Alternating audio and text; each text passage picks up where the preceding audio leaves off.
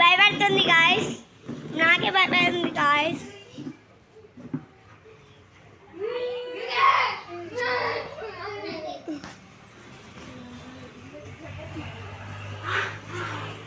అయితే చూసేయండి.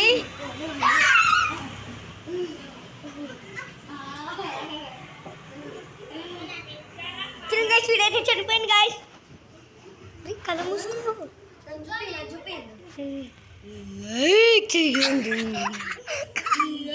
Okay, like చేస్తాం. నాకు కూడా ఇక్కడ నొప్పులే